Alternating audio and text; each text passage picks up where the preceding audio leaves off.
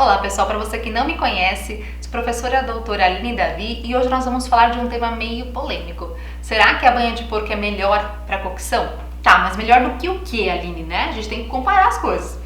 Então vejam bem, se eu pensar na banha de porco, é um certo tipo de alimento um pouquinho menos processado, né? Comparando com uma margarina, por exemplo, que é totalmente processada, muitas vezes hidrogenada, interesterificada. Então tem vários aditivos químicos e tal. Lógico, isso é estudado, regulamentado e tal e tal.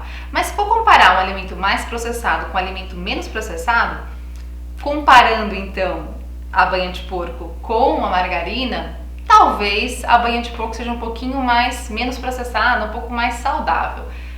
Mas espera aí lá, né? Saudável é uma questão que envolve outras coisas além disso. Além de aditivos, enfim, alimentares que são regulamentados todas as vezes, na verdade, né? Agora vejam bem, pensando numa questão de uma gordura saturada que está muito presente numa gordura, por exemplo, da banha de porco, será que é legal eu colocar mais gordura saturada na alimentação desse meu paciente? Então vejam bem, a gente tem que ajustar na alimentação do paciente a quantidade total que ele consome de gordura saturada, seja de alimentos de origem animal ou vegetal. Então vamos supor leite, especialmente integral, carnes e por aí vai, né? Óleo de coco e por aí vai, amendoim e etc. Então a gente tem que contabilizar qual que é a quantidade que o paciente consome de gorduras saturadas. Afinal, a gente sabe da interligação dessa gordura com maior tendência a doenças cardiovasculares. Então, numa dieta que eu vou calcular, eu vou limitar a quantidade de gorduras saturadas em até 10%.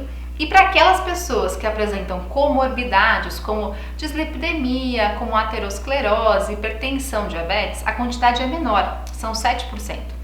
Então vejam bem, será que vale a pena eu colocar uma gordura saturada a mais na alimentação desse paciente, na cocção? Talvez não. Então vejam que não é um ponto tão interessante assim. Ela é mais saudável porque ela é mais natural, porque ela tem menos aditivos, menos processos químicos e tal e tal e tal. Concordo. Só que ela tem gordura saturada em grande quantidade. Será que vale a pena eu colocar a banha de porco nesse sentido? Talvez não, né? Se for pensar numa manteiga, ela também é um pouco mais natural, né? Um pouco menos processada. É claro que ela tem todo um processo, mas assim, é um pouco menos processada do que a margarina. Então, comparando a manteiga com a manteiga é mais interessante também. Só que concorda que a manteiga também tem gordura saturada? Então, a gente cai na mesma história de novo, que eu tenho de novo uma manteiga que tem gordura saturada, assim como a banha de porco.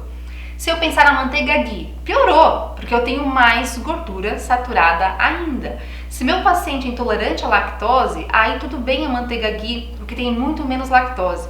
Agora, se eu estou pensando em redução de gordura saturada, a manteiga ghee é péssima, é pior do que a manteiga tradicional. Entre todos esses componentes que nós falamos, é claro que o azeite extra virgem ele sai muito na frente.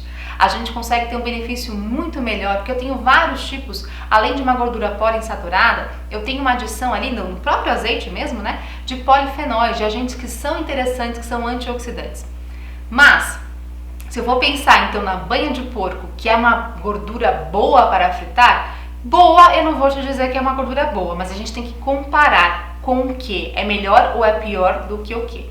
Então vejam que a escolha tem que ser feita de acordo com cada paciente. Se o seu paciente, ele faz questão, ele gosta do gosto da banha de porco e ele não tem nenhuma comorbidade, se a alimentação dele, de modo geral, não é rica em gordura saturada, pode ser uma opção. Agora, se ele tem uma alimentação que tem mais gordura saturada, colocar mais gordura saturada ainda pode ser uma opção não tão interessante assim. Então pense bem antes de colocar, de escolher qual que é a gordura que você irá utilizar ou prescrever para o seu paciente. Espero que você tenha gostado e até a próxima!